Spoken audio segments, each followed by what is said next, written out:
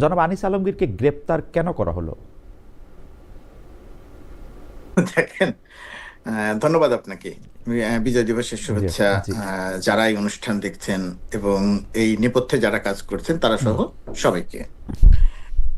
আমার এখানে দুটি পরিচয়। একটি পরিচয় সরকারের অংশ আমি, আরেকটি পরিচয় আমি একজন সাংবাদিক। সারা জীবন আর কোনো কিছু করি নাই, সাংবাদিকতাই করেছি। তো সেই সাংবাদিকতা করার জায়গা থেকে আপনার প্রশ্নের উত্তরটা আমি দিচ্ছি। সেই সাংবাদিকতা করার জায়গা থেকে আমি সবসময়, মানে, বাক স্বাধীনতা বলেন, কথা বলা বলেন, লেখা বলেন, যা কিছুই বলেন না কেন, এটার পক্ষের মানুষ সব সময়। এমনকি কেউ যদি একটা মিথ্যা কথা বলতে চান, একেবারে সরাসরি বলছি, অসত্য না বলে আমি বলছি, মিথ্যা কথা বলতে চান, সেই মিথ্যা কথা বলার অধিকারটাও থাকা উচিত, যদি না দেশের বিরুদ্ধে খুব বড় কোনো কিছু হয়ে যায়। আমি হচ্ছে সেই জায়গার মানুষ। সারা জীবন ধরে যে খুব ক্ষুদ্র জায়গাতে কাজ করেছি, ক্ষুদ্র একজন সংবাদকর্মী হিসেবে সেটার পক্ষে কাজ করেছি, এবং সেটা বিশ্বাস করে আমি আমার নিজের জীবনযাপন, নিজের কর্মক্ষেত্রে যা করার সেই কাজগুলো করেছি। এখন সেরকম একটা জায়গা থেকে এটা আমার একটি অবস্থান, আরেকটি হচ্ছে সরকারের অবস্থান। সরকারের অবস্থান থেকে আপনার যে প্রশ্নটি, আনিস আলমগীরকে কেন গ্রেপ্তার করা হলো, একজন সাংবাদিককে কেন গ্রেপ্তার করা হলো, বা একজন এই রকমের ঘটনার ক্ষেত্রে, এই রকমের কাজকর্মের ক্ষেত্রে আনিস আলমগীরদের মতো সাংবাদিকদের কেন গ্রেপ্তার করা হয়, এইখানে আমি আমার ব্যক্তিগত জায়গা থেকে কথাটা বলতে চাই। যদি আমি ব্যক্তিগত জায়গা থেকে কথা বলবো, তারপরেও আমার যে কোনো কথাই আসলে সরকারের অংশ হিসেবেই সেটা হয়ে যাবে। কেউই এটা বলতে চাইবে না যে এটা সরকারের কথা নয়। আমি মনে করি যে আনিস আলমগীর যে কাজ করছিলেন, আনিস আলমগীরের সারা জীবনের সাংবাদিকতার একটা ক্যারিয়ার আছে, এবং আনিস আলমগীর বর্তমান সময়ে এসে যে কাজ করছিলেন, জুলাই মাস থেকে আনিস আলমগীর যে কাজ করছিলেন, এটা তিনি স্বেচ্ছায় সেই জায়গাটা বেছে নিয়েছিলেন। তিনি জুলাই অগাস্টের যে আন্দোলন, সেই আন্দোলনে যখন প্রতিদিন 50, 60, 70 জন মানুষ মারা যাচ্ছিল, মানে শেখ হাসিনা তার বাহিনী দিয়ে গুলি করে হত্যা করছিল, সেই সময়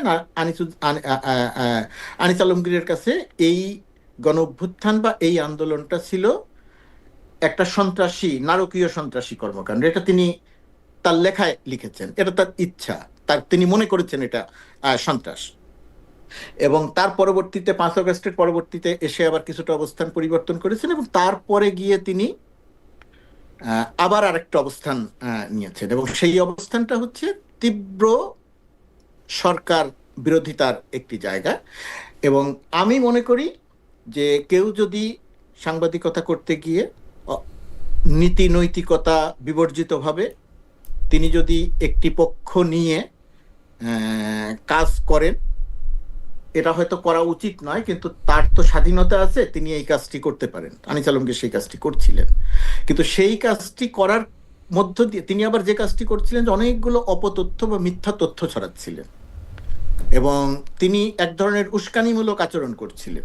ব্যক্তিগতভাবে আমি মনে করি যে এই সমস্ত কর্মকাণ্ড, আমি যা যা বললাম, আরো যদি সঙ্গে কিছু যোগ করি, তারপরেও এই সমস্ত কর্মকাণ্ডকে মোকাবেলা করা উচিত সত্য তথ্য দিয়ে, অর্থাৎ অপতথ্যের বিপরীতে সত্য তথ্য দিয়ে সেটার মোকাবেলা করা উচিত, মিথ্যার বিপরীতে সত্যটা দিয়ে মোকাবেলা করা উচিত, অনৈতিকতার বিপরীতে নৈতিক সত্য দিয়ে মোকাবেলা করা উচিত।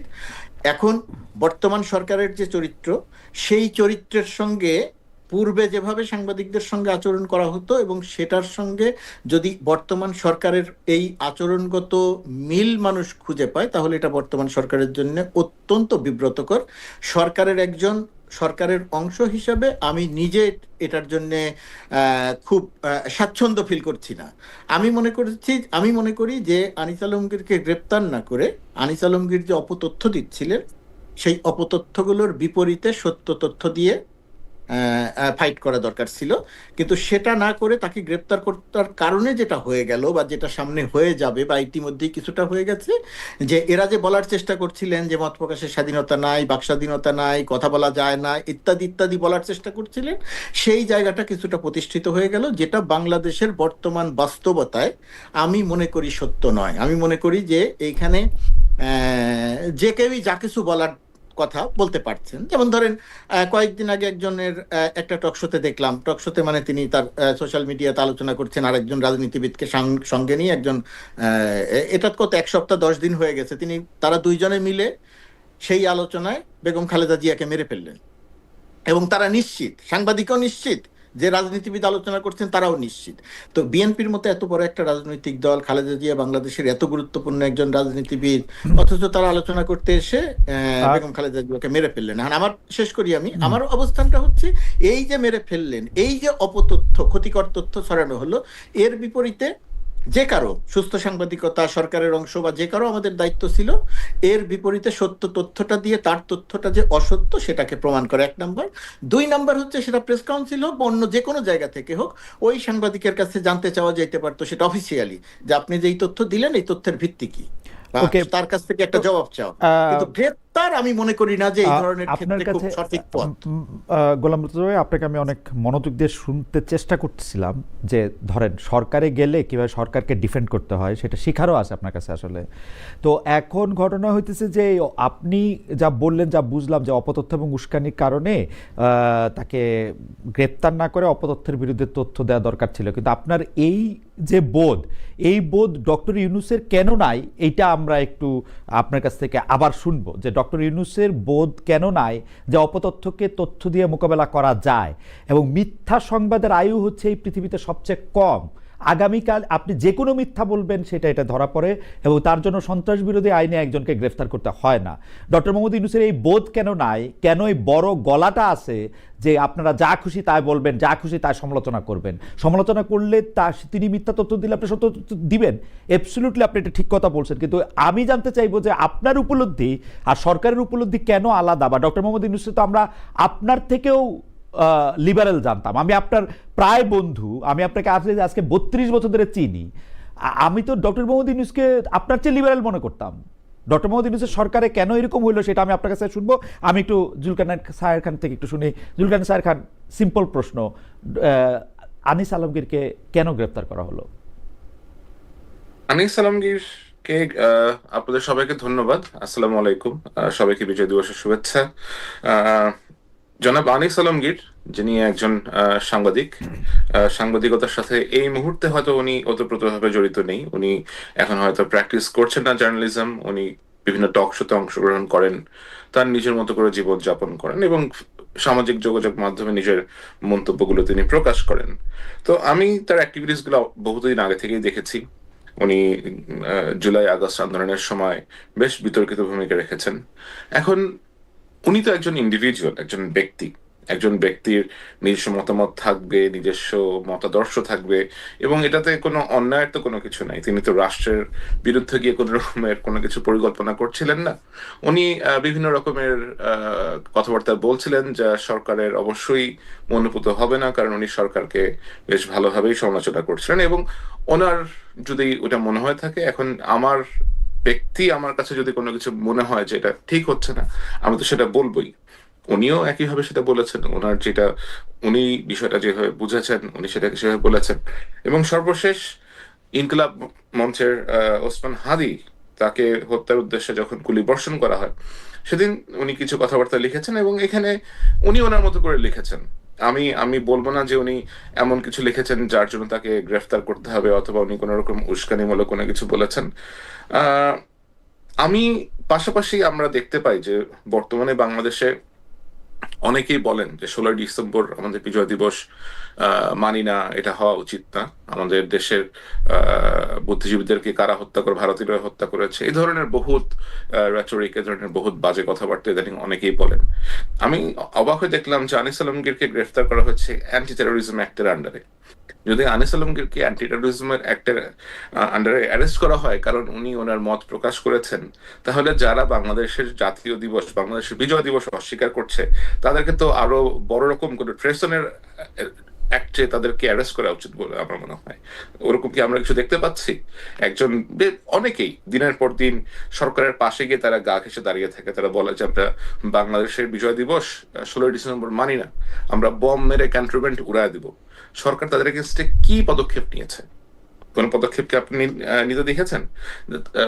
আমি তো নিজে দেখেছি বাংলাদেশের চিফ প্রসিকিউটর, আইসিটির প্রসিকিউটর তাজুল সাহেবের পাশে দাঁড়িয়ে ফুয়াদ নামে যে লোকটি আছে, সে বলেছে আমরা ক্যান্টনমেন্টে উড়ায় দিব। তো আপনি দেশের কেপিআই কি পয়েন্ট ইনস্টলেশন উড়িয়ে দিবেন, এই ধৃষ্টতা আপনি বলতে পারেন রাস্তায় এসে? সরকার তো আমরা দেখলাম না কোনো অ্যাকশন নিয়েছে তার বিরুদ্ধে। আপনি কি দেখেছেন কোন অ্যাকশন নিতে? আনিস আলমগীর কি এরকম কোনো কিছু বলেছিলেন কিনা, যে উনি কি বলেছেন যে আমি ইউনূসের এটা উড়ায় দিব অথবা সরকারের এটা উড়ায় দিব, এ ধরনের কথাবার্তা আমরা কিন্তু দেখিনি। উনি টক শোতে গেছেন, কথাবার্তা বলছেন, হ্যাঁ সরকারের সমালোচনা করেছেন। সুতরাং সরকারের এই যে আপনার দ্বিচারিতা বলবো অথবা এই ধরনের একটা আশ্চর্যজনক ব্যবহার, যে একজন ব্যক্তি তার মত প্রকাশ করতেছে সোশ্যাল মিডিয়াতে গিয়ে, আপনি এটাই সহ্য করতে পারছেন না, আবার আরেকজন ব্যক্তি রাস্তায় দাঁড়িয়ে আপনি নিরাপত্তা সংস্থা, আপনার বিভিন্ন জাতীয় দিবস নিয়ে অত্যন্ত নোংরা ভাষায় কথাবার্তা বলছে, আপনি তাদেরকে কিছুই করছেন না। সো এটা আমার কাছে এক ধরনের মকারি বলে মনে হয়। মানুষকে মানুষের মতো জীবন যাপন করতে দেওয়া উচিত। প্রত্যেকেরই নিজস্ব মতাদর্শ আছে, নিজস্ব ভিউ পয়েন্ট আছে। আদারওয়াইজ তাহলে আর ডিফারেন্সটা কোথায় থাকলো? আমরা তো দেখেছি, আমি নিজে সাফারার, আমি নিজে ভিকটিম। আমার এগেইনস্ট বিগত সরকারের সময় ডিজিটাল সিকিউরিটি একটা মামলা হয়েছে। আমার অত্যন্ত কাছের শ্রদ্ধেয় বড় ভাই মুশতাক আহমেদ এবং কার্টুনিস্ট আহমেদ কিশোর, তাদেরকে কার্টুন আঁকার জন্য, জাস্ট সিম্পলি কার্টুন আঁকার জন্য অ্যারেস্ট করা হয়েছিল। দোষটা কোথায় ছিল? কার্টুন আঁকা কি অন্যায়? যদি কার্টুন আঁকার জন্য আমার ভাইকে তখন গ্রেফতার করা হয়, আমার বড় ভাই মুশতাক এবং কার্টুনিস্ট আহমেদ কিশোরকে গ্রেফতার করা হয়, এবং এটা নিয়ে আমরা প্রতিবাদ করি যে এটা একটা অন্যায় হয়েছে, তাহলে এখন যেটা হচ্ছে এটা কি অন্যায় হচ্ছে না? স্যার, আপনাকে আপনাকে ধন্যবাদ। আমি ওই যেটা বলতেছিলাম যে জনাব গোলাম মুর্তজা, আপনি যেভাবে ব্যাখ্যা করলেন অপতথ্য বা যার মধ্যে উস্কানির ব্যাপারটাও ছিল, সেটার ক্ষেত্রে আপনি সরকারের এই বোধটা কেন নাই সেটা আপনার কাছে একটু জানতে চাইছিলাম। আপনার স্ক্রিনটা একটু ব্ল্যাক হয়ে গেছে, আমরা একটু ওয়েট করতেছি। আমি আশা করতেছি আপনি আমরা শুনতে পাচ্ছেন। আচ্ছা আচ্ছা, গোলাম মুর্তজা ভাই একটু লগ আউট হয়ে গেছে। জুলকারনাইন স্যার, আপনার সাথে যে বিষয়টা নিয়ে আমরা বেশি করে কথা বলতে চাই সেটা হচ্ছে শরীফ ওসমান হাদির হত্যার চেষ্টা এবং তার আসামিদের পালিয়ে যাওয়া নিয়ে। কিন্তু আমরা সেটি মুর্তজা ভাই আবার একটু সংযুক্ত হবেন তার সাথে বা তার সামনেই ব্যাপারটি একটু আলোচনা করতে চাই, কারণ আপনি অনেকগুলি গুরুত্বপূর্ণ প্রশ্ন সেখানে তুলেছেন, যেটি একজন অনুসন্ধানী সাংবাদিক হিসাবে হয়তো ঠিকই আছে, কিন্তু আমার কিছু কৌতূহল আছে যেই ব্যাপারগুলি নিয়ে আমি আসলে প্রশ্ন করতে চাই গোলাম মুর্তজা ভাইয়ের সামনেই। সেজন্য আমি আগের প্রসঙ্গেই থাকি। সেটা হচ্ছে যে আপনি বলতেছিলেন যে জনাব আনিস আলমগীরকে গ্রেফতার করা হয়েছে, যেটা আসলে গোলাম মুর্তজা ভাই আমাদেরকে বললেন যে এইটা অপতথ্য ছড়ানোর জন্য, সেইটা হচ্ছে উস্কানি দেওয়ার উনি জন্য। আসলে কোন ধরনের অপতথ্য, এবং অপতথ্য যদি কেউ স্প্রেড করে থাকে তাহলে তো সেটার জন্য আলাদা আইন আছে। আপনি অ্যান্টি টেরোরিজম অ্যাক্টে কেন তাকে অ্যারেস্ট করতে হবে? তারপরে হচ্ছে যে আরেকটা বিষয় হলো, আমাদের দর্শকদের মধ্যে অনেকে জানাচ্ছেন যে এই ঘটনার পর বা এই ঘটনার আগে পরে অন্য আরেকটা ঘটনা নিয়ে আরেকটা টেলিভিশনের উপস্থাপককে জনাব গোলাম মুর্তজা এখানে অপতথ্য এবং উস্কানির কথা বলে সন্ত্রাস বিরোধী আইনে একজন লোককে গ্রেপ্তার করা হবে, যে বোধ বা উপলব্ধি আপনার আছে সেটা সরকার প্রধানের কেন নাই, সেইটা আমি একটু আপনার কাছে জানতে চাইবো যে ক্লুটা কি। ডক্টর মোহাম্মদ ইউনূসের আপনি অনেক ঘনিষ্ঠ, মানে সরকারে আসার পর আপনার ঘনিষ্ঠতা একটু কমছে আসলে, এর আগে আপনি আরো অনেক বেশি ঘনিষ্ঠ ছিলেন সরকারে আসার আগে ডক্টর মোহাম্মদ ইউনূসের সঙ্গে। তো আপনিও কিন্তু আপনার ফেসবুক স্ট্যাটাসে বলছেন জোকারদের জোকারি করতে দিতে হয়, জোকাররা কর্মকাণ্ড দিয়ে মানুষ আসায়, আরও 2-1 যে জোকার আছে তাদের জোকারি বন্ধ করার উদ্যোগ নেবেন না, সেটা আপনি সরকারের উদ্দেশ্যে বলছেন।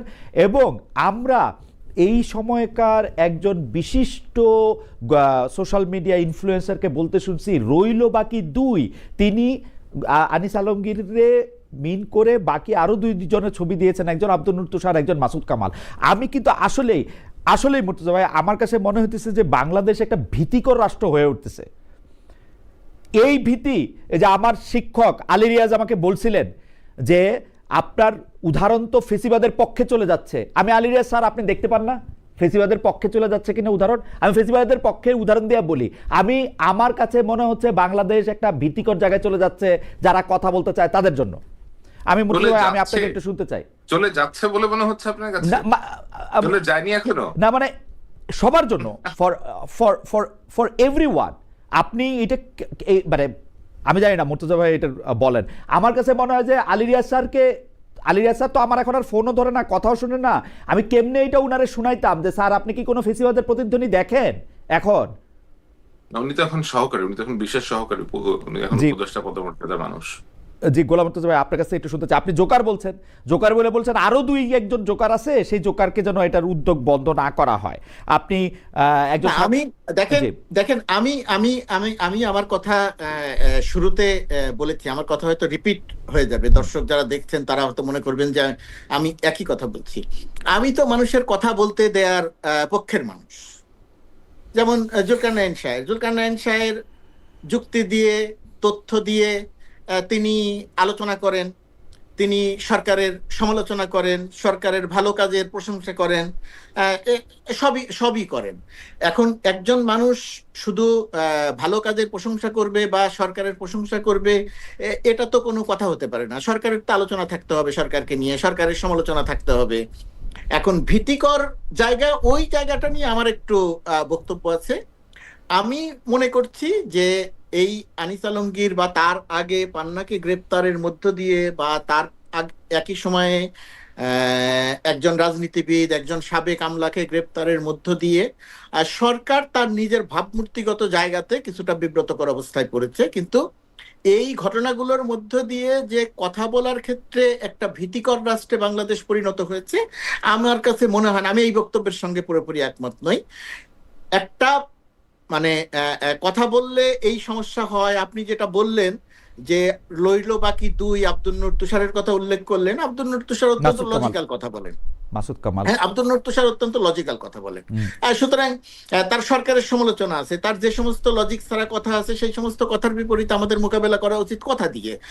আমি মনে করি না যে বাংলাদেশে পুরোপুরিভাবে বা বাংলাদেশে একটা কথা বলার ক্ষেত্রে একটা ভীতিকর রাষ্ট্রে পরিণত হয়েছে। তবে কিছু সীমাবদ্ধতা তৈরি হচ্ছে মানুষের মধ্যে। যে প্রশ্নটি শুরুতে ছিল না, ডক্টর মোহাম্মদ ইউনূস যখন বলেছিলেন মন খুলে সমালোচনা করেন, কথা বলেন, কাউকে কিছু বলা হবে না, কাউকে কিছু ধরা হবে না, ওই সময় আর এখনকার এক অবস্থার একটা পরিবর্তন হয়েছে, কিন্তু একটা ভীতিকর রাষ্ট্রে পরিণত হয়েছে, এটা আমার কাছে মনে হয় না। না, গোলাম মুর্তজা ভাই আমি একটু বলি, আমি দেখতেছিলাম যে আনিস আলমগীর ভাই আপনাকে আক্রমণ করেও সোশ্যাল মিডিয়াতে একাধিক পোস্ট, বা আমি অত তাকে ফলো করি নাই, কিন্তু দুই একটা আমার নজরে আসছে যে আপনাকেও, আমি শব্দের মধ্যে বিশেষণ ব্যবহার করতে চাই না, শুধু বলি আপনাকে আক্রমণ করে উনি অত্যন্ত নোংরা ভাষা। আচ্ছা, ওইটা আমি না বললাম, কিন্তু হ্যাঁ, কিন্তু আপনিও কিন্তু তার জবাব দিলেন, আপনিও তার জবাব দিয়েছেন যথেষ্ট মানে সীমার মধ্যে, শালীনতার মধ্যে, আপনার মুনশিয়ানার মধ্যে, সেটা আপনি জবাব দিতে চেষ্টা করেছেন। আমার কথা হলো ডিবি অফিসে ধইরা নিয়ে যাওয়া, তারপরে মামলা দেওয়া, তারপরে গিয়া মানে সন্ত্রাস বিরোধী আইনে সেই মামলা কগনিজেন্সি নিয়ে গ্রেপ্তার দেখায় রিমান্ডে পাঠায় দেওয়া। মুর্তজা ভাই আপনার কি কিছু মনে পড়ে যে মানে এই রকম ঘটনা আমরা এর আগে আর কখন শুনছি আর কতবার করে বলছি? না না, আমরা পুরো সময়টাই, আমরা গত 16 বছরের পুরো সময়টি এরকম একটা অবস্থার মধ্য দিয়ে কাটিয়েছি। আপনিও জানেন সেটা, আমরাও জানি। এবং আমরা সারাক্ষণই কথা বলেছি। আপনি দেশের বাইরে অবস্থান করে কথা বলেছেন, শায়ের দেশের বাইরে অবস্থান করে কথা বলেছে, আমরা দেশের ভেতরে থেকে কথা বলেছি, যতটুকু বলতে পেরেছি ততটুকু কথা বলেছি। এবং আমাদের এইখানে আমরা যে তিনজন আছি, তিনজনের কথার মূল সুরটা কিন্তু একই ছিল, যে ভীতিকর অবস্থা তৈরি করা যাবে না, ভয়ের সংস্কৃতি তৈরি করা যাবে না, মানুষকে তুলে নিয়ে যাওয়া যাবে না, এটা ছিল। তো এটার আমরা যখন এই সরকারের এই সময়ে, ধরেন আমি যে সরকারের অংশ, সেই সরকারের সময় একজন সাংবাদিকের বিরুদ্ধে আমি এই গ্রেপ্তারটিকে আমার জন্য অত্যন্ত স্বাচ্ছন্দ্য হতো, আমার জন্য বিব্রতকর হতো না। আমি যদি দেখতাম যে একজন কিছু কাজ করেছেন, সেই কাজটা হয়তো আমি জানি না, আপনি জানেন না, তার বিরুদ্ধে যদি সেটা দৃশ্যমানভাবে অভিযোগগুলো আগে আনা হতো এবং সেই অভিযোগগুলোর পক্ষে যদি তথ্য প্রমাণ দিয়ে বলা হতো যে সে এই ধরনের কাজের সঙ্গে সম্পৃক্ত হয়েছে, এই কারণে তার নামে এই আইনে মামলা হবে, এই কারণে তাকে গ্রেপ্তার করা হবে, তাহলে সেটা যথেষ্ট লজিক্যাল হতো। এখন আমি যদি আগে তাকে ডেকে নিয়ে যাই বা আগে তাকে ধরে নিয়ে যাই, তারপরে যদি অভিযোগটা আনি, তখন এইটা বর্তমান সরকারের যে চরিত্র, ডক্টর মোহাম্মদ ইউনূসের যে সারা পৃথিবীতে তার যে ইমেজ, আপনি শুরুতে আমাকে যেটা বারবার প্রশ্ন করছিলেন, আমি সরাসরি সেই জবাবটা হয়তো সরাসরি দিচ্ছি না, কিন্তু সেটা দেওয়ার চেষ্টা করছি। কিন্তু সেটার সঙ্গে একটার সঙ্গে আরেকটা সাংঘর্ষিক হয়ে যাচ্ছে।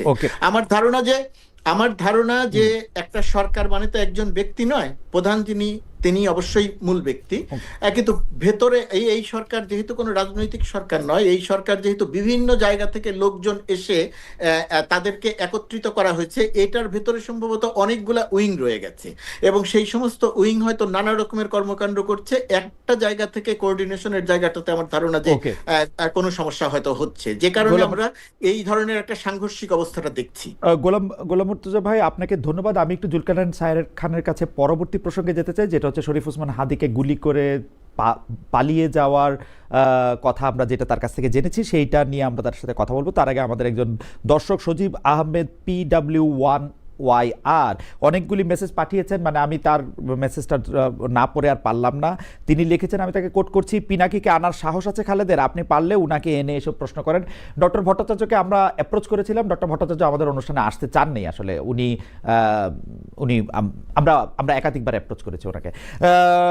জনাব জুলকারনাইন সাহের খান, আমি আপনার কাছে যে প্রশ্ন করতে চাই যে শরীফ ওসমান হাদিকে শুক্রবার দিন সেই গুলি করার পর, যদিও মানে কি বলে জানি ভিন্ন দিকের গোলার্ধে থাকা আমরা মানে আমি ঠিক এটি সময় মতো জানি নাই, কিন্তু তারপর থেকে যখনই জেনেছি পুরোটা রাত ধরে আমি আপনাকে আসলে ফলো করছিলাম যে আপনি প্রথম সিসিটিভি ফুটেজ থেকে শুরু করে তারা আসলে কোন জায়গায় আছেন, কোন জায়গা থেকে পালাতে চেষ্টা করছেন কিনা ক্রমাগতভাবে আপনি স্ট্যাটাস দিয়ে গেছেন। আমার প্রশ্ন, যে তথ্য আপনার কাছে থাকলো, সেই তথ্য কি বাংলাদেশের যারা আইন শৃঙ্খলা রক্ষাকারী বাহিনী যারা এটা কাজ করবেন তাদের কাছে ছিল না, নাকি তারা আপনার কাছে তথ্য দিয়েই তারা খালাস হয়েছেন? আমি মুর্তজা ভাই তো খুব সুন্দর বাংলা লেখে, মুর্তজা ভাইয়ের ফেসবুকের স্ট্যাটাস আমার খুব পছন্দ হয়েছে। উনি স্ট্যাটাস দিছে যে পালানোর বিস্তারিত গল্প যারা সরবরাহ করছে তাদের দায়িত্ব ছিল ধরার, কেন ধরতে পারলো না জবাবদিহিতা নিশ্চিত করুন। আপনার মানে আমি শিওর এটা আপনাকে এবং কিছুটা বোধহয় আমাদের জাওয়াদ নির্ঝরকেও বলেছেন, আমি জানি না, যে পালানোর বিস্তারিত গল্প যারা সরবরাহ করছে তাদের দায়িত্ব ছিল ধরার, মানে তারা আপনাকে গল্প সরবরাহ করছে, তারা ধরছে না। আপনি যদি একটু বলতেন, আমি মনে হয় এখানে এই শায়ের বলার আগে আমি একটু বলি। আমি এখানে গল্প সরবরাহ করছে একজন ব্যক্তির কথা বলছি না। শায়ের তার অসংখ্য সোর্স আছে, সেই সোর্স থেকে তথ্য দিচ্ছে। শুধু এই তথ্যই নয়, আর অনেক তথ্য দেন, যে সমস্ত তথ্য বাংলাদেশের মূলধারার গণমাধ্যম দেয় না বা দিতে পারে না। আমি এখানে বলেছি যাদের ধরার দায়িত্ব ছিল তারা বিভিন্নভাবে গণমাধ্যমকে গল্প সরবরাহ করছে, শুধুমাত্র একজনকে। আমরা একটু সায়েরের ব্যাখ্যা শুনি, আমি লাইনটা আবার পড়ি খান সাহেবের সুবিধার জন্য। পালানোর বিস্তারিত গল্প যারা সরবরাহ করছে তাদের দায়িত্ব ছিল ধরার। সায়ের, আসলে পালানোর বিস্তারিত গল্প এবং এই যে সরবরাহ করার যে বিষয়টা আছে, আমি আপনাকে বেশ মজার একটা কথা বলি। আমাকে গোয়েন্দা সংস্থা থেকে আমাকে তথ্য সরবরাহ করা হয় না। এটা অনেকে মনে করেন যে আমাকে গোয়েন্দা সংস্থা থেকে আমাকে তথ্য সরবরাহ করা হয়, বাট বিষয়টা এমন না। আগে আমার গোয়েন্দা সংস্থাতে প্রচুর সোর্স ছিল, এখনো গোয়েন্দা সংস্থাতে প্রচুর সোর্স আছে, এবং আমার যখন কোথাও কোনো প্রয়োজন হয় কোনো তথ্য জানার জন্য, আমি তাদেরকে রিচ আউট করি, তাদেরকে রিকোয়েস্ট করি যে এই বিষয়ে কোনো ইনফরমেশন জানার সুযোগ আছে কিনা, অথবা তারা যদি মনে করেন যে তারা কোনো কিছু একটা পলিটিক্যাল কারণে করতে পারছেন না, they do share with me sometimes যে হ্যাঁ এটাকে এভাবে করলে হয়তো বেটার হয়। তখন আমি তথ্য পাওয়া মাত্রই যে আমি জাম্প করে বসবো যে তথ্যের উপরে আমাকে অ্যাক্ট করতে হবে, ওইটাও না। নর্মালি কোনো তথ্য পেলে আমাকে ওইটা ভেরিফাই করতে হয়, আমাকে এটা কয়েকটা সোর্সের মাধ্যমে আমাকে এটা যাচাই করতে হয়। তো আমি কোনো তথ্য পেলাম, সেটাকে আমি ভেরিফাই করব না করেই আমি জাম্প করব যে এটাই হচ্ছে কনক্লুশন। ব্যাপারটা এরকম আমি করি না, এটা আমার পক্ষে করা সম্ভব না। এটা হচ্ছে একটা ক্লারিফিকেশন। সেকেন্ড হচ্ছে তাহলে যদি আপনি আমার ইয়াটা একটু বলতেন যে মানে আপনি যে তথ্যগুলি পাইতেছেন সেই তথ্যগুলি কি বাংলাদেশের যাদের ধরার কথা, এইটা দিয়ে আবার আমি যে তথ্যগুলো সেদিন পাচ্ছিলাম, এখন ইউ আন্ডারস্ট্যান্ড আমরা যখন কাজ করি এই ধরনের অনুসন্ধানী সাংবাদিকতা নিয়ে যখন আমরা কাজ করতে হয়, আমাদেরকে বিভিন্ন ধরনের মানুষের সাথে পরিচয় রাখতে হয়, বিভিন্ন ধরনের লোকজনের সাথে আমাদের পরিচয় পরিচয় থাকে। এই লোকদের মধ্যে কেউ হয়তো হতে পারে পুলিশের অফিসার, কেউ হয়তো হতে পারে আপনার আন্ডারওয়ার্ল্ডের সাথে রিলেটেড এরকম কোনো লোকজন, কেউ হয়তো হতে পারে আপনার কোনো অন্য কোনো পলিটিক্যাল পার্টির লোকজন, কেউ হয়তো সরকারের ভেতরের কোনো লোকজন, নট নেসেসারিলি যে ইন্টেলিজেন্সের লোকজন অথবা সিকিউরিটি ফোর্সের লোকজনই দিচ্ছে। এখন হয়তো এখানে এমন লোকজন আছেন যাদের পক্ষে এই তথ্যের ভিত্তিতে অ্যাক্ট করা সম্ভব হচ্ছে না, এবং আমার জন্য এই ছেলেটাকে চিনতে সময় লেগেছে কমপক্ষে হলো 4 থেকে 5 ঘন্টা। এবং এই তথ্য আমার কাছে বিভিন্ন মাধ্যমে আসছিল, ধরেন তার বন্ধুরা কেউ আসছিল, তার সাথে পড়াশোনা করেছে এরকম কেউ আসছিল।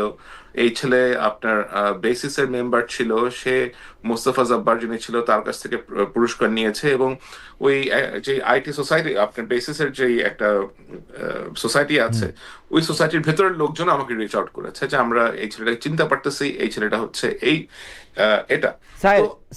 স্যার আপনি কিছু মনে করলে এটা আপনার একটা কথা বলি, আপনি তো একজন মানুষ, বাংলাদেশের ডজন খানেক গোয়েন্দা সংস্থা আছে যাদের এই কাজগুলি রুটিন অনুযায়ী করার কথা।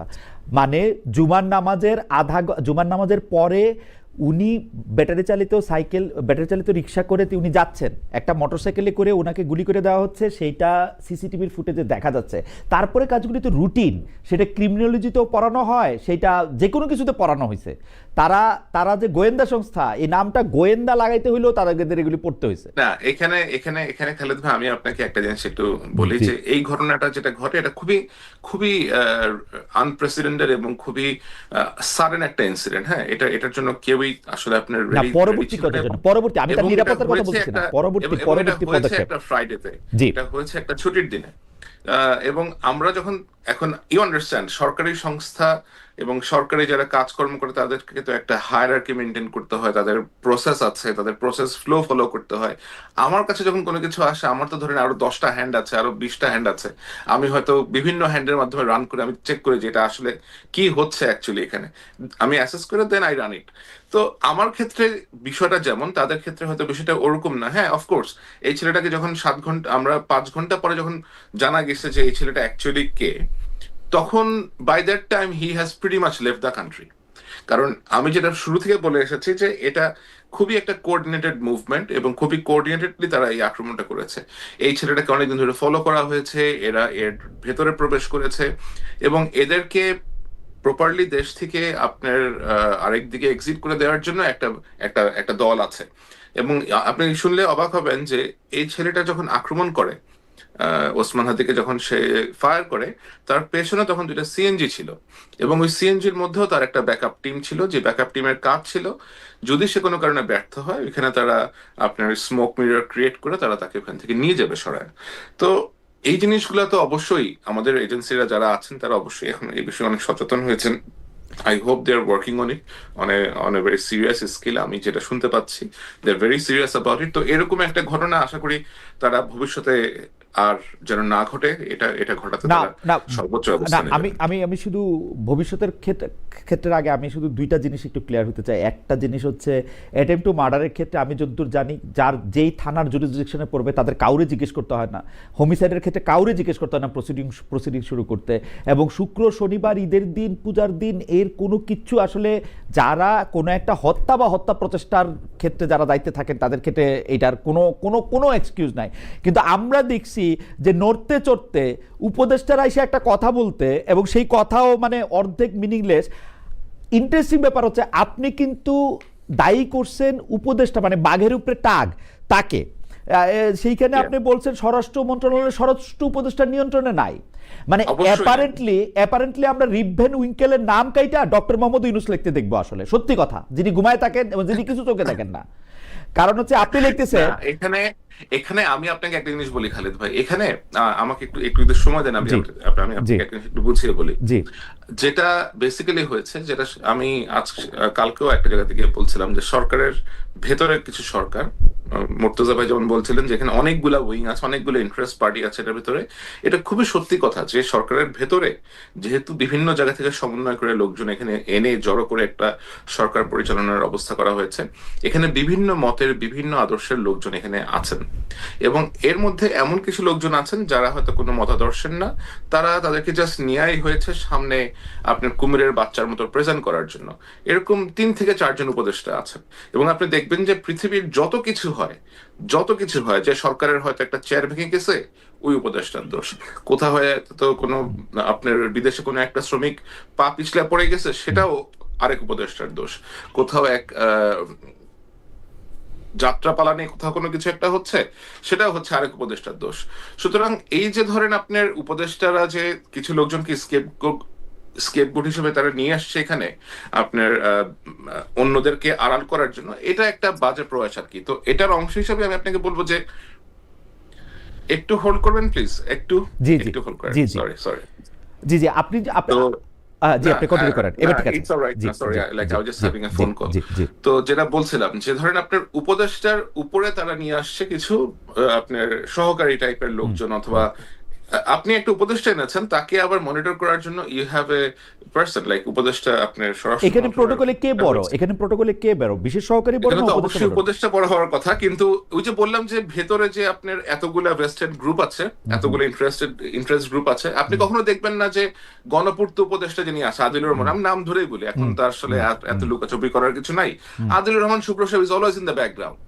জুনিয়র যত ঘোষ যত দোষ আসিফ নজরুলের, জুনিয়র যত দোষ মোস্তফা সরোয়ার ফারুকীর, জুনিয়র যত রকমের অপকর্মের দোষ ওই আপনার স্টুডেন্ট অ্যাডভাইজার মাহফুজের।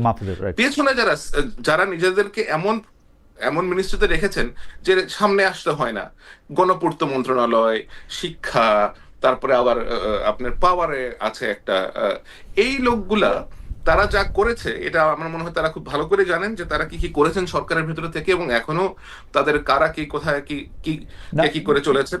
এই যে আপনি স্বরাষ্ট্র উপদেষ্টাকে যে ওখানে বসে আছেন, এই ভদ্রলোকের সচিবটা কি একটু খোঁজ খবর নেন, এই যে তার সচিবের আপনার পলিটিক্যাল যে অ্যাফিলিয়েশনটা কি, উপদেষ্টা সাহেবের যে সহকারী আছেন ওই সহকারীর পলিটিক্যাল অ্যাফিলিয়েশন কি, সে আগে স্টুডেন্ট অবস্থাতে সে কিসের পলিটিক্স করে আসতো। সুতরাং আপনাকে যারা চালাবে, আপনি একটা লোককে চারিদিক দিয়ে ঘিরে ধরে রাখছেন, আপনার পারপাস সার্ভ করবে এরকম লোকজনের, এবং আপনি আশা করতেছেন যে এই বয়স্ক একজন সাবেক জেনারেল সাহেব উনি সবকিছু উল্টা দিবে।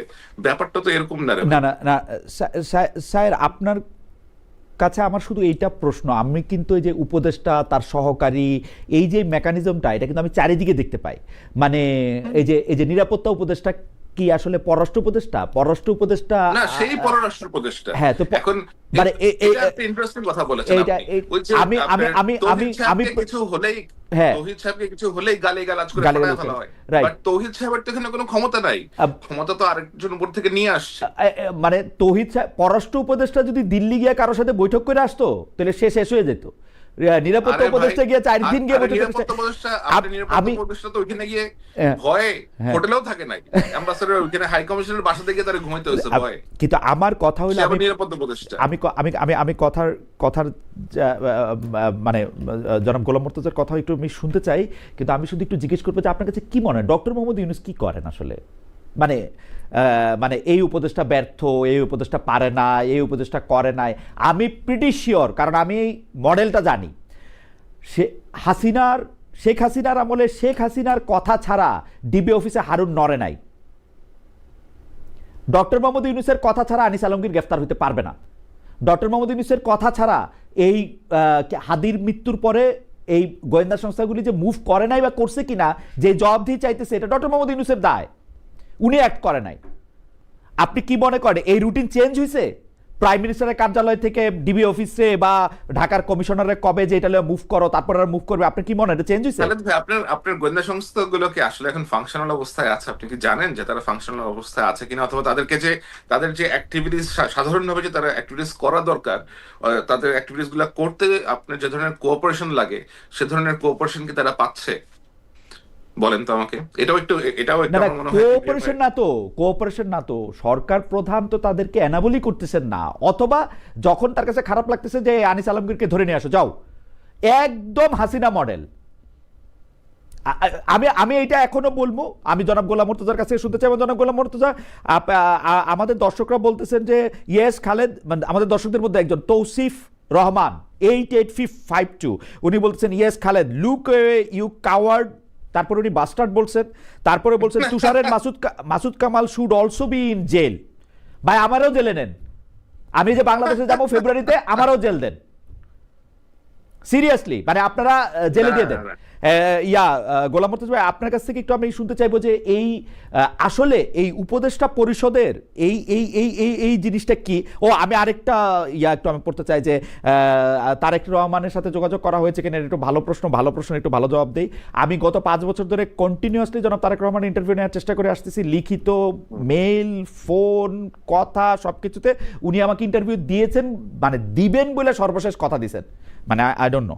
তারপরে গোলাম মুর্তজা ভাই, আপনার কাছে একটু শুনতে চাই যে এই যে জুলকারনাইন সাহের তথ্য পাচ্ছেন, এখন তথ্যের কথা আপনি বাদ দেন, নর্মাল প্রসিডিওরগুলি কি ফলো করা হয়েছে? হাদিকে যখন গুলি করা হয়েছে তারপরে সিসিটিভির ফুটেজকে দেখা তারপরে লোকগুলিকে নাকি একটু দেরি করা হয়েছে, নাকি উদরপিণ্ডি আলমগীরের ঘাড়ে চাপানোর চেষ্টা করা হয়েছে? আপনি কি আমাকে একটু বলবেন যে এটা কি আসলে ইচ্ছা করে করা হয়েছে, কম করে করা হয়েছে, কি করা হয়েছে?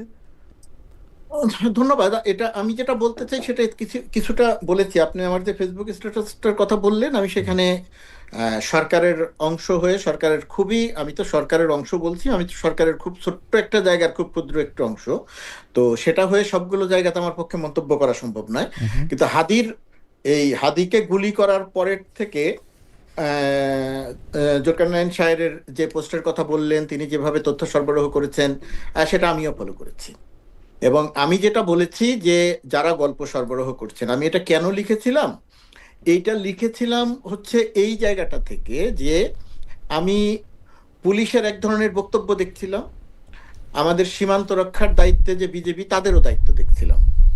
আমি সাংবাদিকতার একটা সময়ে মোটামুটি ভাবে ঢাকার বা বাংলাদেশের আন্ডারওয়ার্ল্ডের খোঁজ খবর রাখতাম, এবং আন্ডারওয়ার্ল্ডের খোঁজ খবর রাখতে গিয়ে পেশাদার খুনি থেকে শুরু করে আন্ডারওয়ার্ল্ডের টপ টেরর পর্যন্ত এদের সবার সঙ্গে, অনেকের সঙ্গে আমার খুব ঘনিষ্ঠ একটা যোগাযোগ তৈরি হয়েছিল। এদের অনেকে, এই যে শীর্ষ 23 সন্ত্রাসীর অনেকের সঙ্গে অনেকবার আমার দেখা হয়েছে, আমি দেখা করেছি। সেই দেখাগুলো এখন যখন চিন্তা করতে যাই, যে সমস্ত পরিবেশে দেখা করেছি, এখন হইলে হয়তো আমি আর সেই পরিবেশে দেখা করতে যেতাম না। তখন হয়তো বয়স কম ছিল, রিস্কের ব্যাপারগুলো তখন চিন্তা করি নাই, কোথায় কোন গ্যারেজের মধ্যে চলে গেছি কেউ জানতো না, কিছু জানতো না, এইভাবে তাদের ঘটনাগুলো আমি দেখেছি। এখন এই যে এই হাদির উপরে ঘটনার পরে আমি যে বক্তব্যগুলো লক্ষ্য করলাম, সেই বক্তব্যগুলো ওই সময় আমি লক্ষ্য করতাম যে একটা টিম ধরতে অভিযান চালাতে গেছে, অভিযান চালাতে গিয়ে অনেক দূর পর্যন্ত গেল, এখান থেকে ওখানে গেল, ওখান থেকে ওখানে গেল, তারপরে একজন সোর্স খুঁজে বের করলো, সোর্স খুঁজে বের করলে তার বাড়িতে গেল, ঘেরাও করলো, ঘেরাও করতে গিয়ে শেষ পর্যন্ত আর কালা জাহাঙ্গীরকে পেল না। কেন পেল না? ঠিক তার 5 মিনিট আগে কালা জাহাঙ্গীর সেখান থেকে চলে গেছে। এই যে গল্প, এই গল্পটা আমি এই হাদির গুলি করার পরেও আরেকবার শুনলাম। এই ধরনের গল্প আমার কাছে মনে হলো যে আমরা এখনো সেই পুরনো গল্পের মধ্যে আটকে আছি। ধরেন যে পুরনো গল্পের মধ্যে শেষ করি খালেদ, আচ্ছা আমি ভুলে যাব, সরি আপনি শেষ করুন। পুলিশ এবং আমি দেখলাম যে জুলকারনাইন সাহেব যে তথ্যগুলো সরবরাহ করছে, পুলিশের বক্তব্যের সঙ্গে তার বা বিজেপির বক্তব্যের সঙ্গে সেই সমস্ত বক্তব্য আমি যদি মিলিয়ে দেখতে যাই, তাহলে মনে করি যে তাদের কাছে ওই তথ্যের অনেকগুলোই আছে। মানে পুলিশের সঙ্গে বিজেপির কথা হচ্ছিল, বিজেপি পুলিশকে সহায়তা করছিল, পুলিশ বিজেপিকে সহায়তা করছিল, এই রুট দিয়ে যেতে পালাতে পারে সেই বিষয়ে একটা সতর্কতা ছিল। কিন্তু বিজেপি শনাক্ত করলো এই 2 জন মানব পাচারকারী। তখন আমার প্রশ্নটা হচ্ছে, এই যে গল্পগুলো আমরা বছরের পর বছর ধরে শুনে আসছি, এখন 2 জন মানব পাচারকারী ওই অঞ্চলে আছে, তো 2 জন মানব পাচারকারীর বাড়িতে গিয়ে ঘেরাও করলেন 5 মিনিট আগে কেন, আর 5 মিনিট পরে কেন, আর 5 মিনিট আগে গেলেন না কেন? এই যে ওই 2 জন মানব পাচারকারী আছে, তো সেটা যদি শনাক্তই করা হয়, সেটা যদি মনেই করা হয়, এটা তো বিজেপি তখন জানতো না, বিজেপি তো বহু আগে থেকেই জানতো। তো তাহলে তাদেরকে এই হাদিকে গুলি করার আর পরে যখন থেকে স্বাভাবিকভাবে ধারণা করার কথা যে এই অপরাধীরা সীমান্ত পার হয়ে চলে যেতে পারে, তো তখন থেকেই কেন তাদেরকে নজরদারির মধ্যে আনা হলো না? কিন্তু যেহেতু আমরা এই যে গল্পগুলো দেখছি, এই গল্পগুলোকে আমি মনে করছি যে এই গল্পগুলোকে গণমাধ্যমকে সরবরাহ করা হচ্ছে এবং অমুকের সহযোগীকে ধরা হচ্ছে, অমুককে ধরা হচ্ছে, এইগুলো আমার কাছে খুব গুরুত্বপূর্ণ ঘটনা মনে হচ্ছে না, আমি সরকারের ভেতরের অংশ হওয়া সত্ত্বেও। মুর্তজা ভাই, আমি জুলকারনাইন শাহের খানকে যে প্রশ্নটা করছিলাম সেই প্রশ্নটা হচ্ছে যে আমি তথ্য নিয়ে না, কিন্তু আমি প্রসিডিউরটা শুরু করার ক্ষেত্রে যে আপনি জানছেন এখন হাদি কিন্তু খুব অপরিচিত একজন না, হাদি খুবই পরিচিত একজন, তাকে তার মুখ চেনা, তাকে যে গুলি করে তাকে হত্যার অ্যাটেম্প নেওয়া হয়েছে সেইটাও খুব দ্রুত জানা গেছে। তারপরে কি এই একটা করা হয়েছে সময় মতো? শাহের খান অবশ্য বলতেছেন যে স্বরাষ্ট্র মন্ত্রণালয় স্বরাষ্ট্র উপদেষ্টার হাতে নাই, এর উপরে আরেকজন আছে এবং ওনার ফেসবুক পোস্ট, এই আলোচনাগুলো আমার কাছে আসলে কোনো ওনার ফেসবুক পোস্ট আরো ক্লিয়ার। উনি ফেসবুক পোস্টে বলছেন খোদাবক্স রজার খলিল আর স্বরাষ্ট্র সচিবের নামটা যোগ করলেন না কেন, মানে যাই হোক, মানে উনি বলতেছেন যে এইটার মধ্যে থেকে আসলে ফাংশনটা করতে পারতেছে না। আপনি এরকম ফিল করেন কিনা? না, যেমন ধরেন, যেমন না, মানে মুর্তজা ভাই আমি একটু শর্ট করে দিই, আমি আপনি দুইজনই যখন প্রায় একই সময়ে আমরা কিন্তু খেয়াল করছি বিএনপির প্রথম 2001 থেকে 2006 সালে আলতাফ সাহেব এবং বাবর সাহেব মন্ত্রী প্রতিমন্ত্রী তারা কিন্তু ফাংশন করতে পারতেছিলেন না আসলে প্রপারলি। আলতাফ সাহেবকে সরাই দিয়ে শুধু একজন স্বরাষ্ট্র প্রতিমন্ত্রীকে রাখা হলো বাবর সাহেব, তখন কিন্তু এটা ভালো করতে পারলো বা তাদের ইচ্ছা মতো এটা করতে পারলো বলে মনে হলো। একই সমস্যা কি এখানে না? স্বরাষ্ট্র উপদেষ্টা, বিশেষ সহকারী, কার কি কাজ? এই আলোচনার মধ্যে আসলে আমি ঢুকতেই চাই না এই কারণে, এই লজিকে যে এইখানে ব্যক্তি একজন, দুইজন, তিনজন, কার উপরে কে, এই আলোচনাগুলো আমরা করতে পারবো, কিন্তু আমরা শেষ বিচারে গিয়ে দেখবো বা দেশের মানুষ দেখতে চাইবে কাজটা হলো কি না, কাজটা হচ্ছে কি না। তা এখন পর্যন্ত যে কাজের কথা বলছি, শুরু করাটা ধীর গতিতে শুরু করার সময়ে অতি দ্রুত করলাম কিনা, আমরা যদি অতি দ্রুতই শুরু করতাম তাহলে আমার ধারণা যে ওই সীমান্ত পার হয়ে এরা চলে যেতে পারতো না। আপনি অতি দ্রুত যদি আমরা শুরু করতাম বা যথাসময়ে যদি আমরা শুরু করতাম, নিঃসন্দেহে এখানে আমাদের একটা দুর্বলতা আছে, কিন্তু ওই আলোচনাগুলো আমি আসলে ঢুকতে চাই না যে কে কার উপরে। এখানে যে যার উপরে হোক, দায় শেষ পর্যন্ত গিয়ে সরকার তার উপরে মুর্তজা, আপনিও সরকারে আছেন, আমি আসলে জাস্ট এটা জানতে চাই এইটা কি ডিফাইন করা আছে কার কোথায় দায়িত্ব? অর্থাৎ আমি প্রশ্নটা করি যে স্বরাষ্ট্র উপদেষ্টার দায়িত্ব হচ্ছে একটু, স্বরাষ্ট্র মন্ত্রণালয়ের দায়িত্বপ্রাপ্ত প্রধান উপদেষ্টার বিশেষ সহকারী দায়িত্ব, এটা কি ভাগ করা আছে? ডেফিনেটলি এটা ভাগ করা আছে। এখন প্রশ্ন মানে ক্লিয়ারলি ডিফাইন্ড, ওভারল্যাপিং নাই। এখন প্রশ্ন হচ্ছে ডেফিনেটলি ভাগ করা আছে, যার যার দায়িত্বের কথা তারা জানেন। এখন কে কোনটা করতে পারেন, কে কোনটা করতে পারেন না, সেটা ভেতরে যারা আছেন তারা বলতে পারবেন, এটা আমার অবস্থান থেকে সেটা বলা সম্ভব নয়। ওকে, আমি পরবর্তী প্রসঙ্গে যাইতে চাই। যদি জুলকারনাইন স্যার এই প্রসঙ্গে যদি কোনো মন্তব্য করার থাকে আপনি ছোট করে একটু মন্তব্য করতে পারেন, নাহলে আমি একটু পরবর্তী প্রসঙ্গে যাই। আচ্ছা,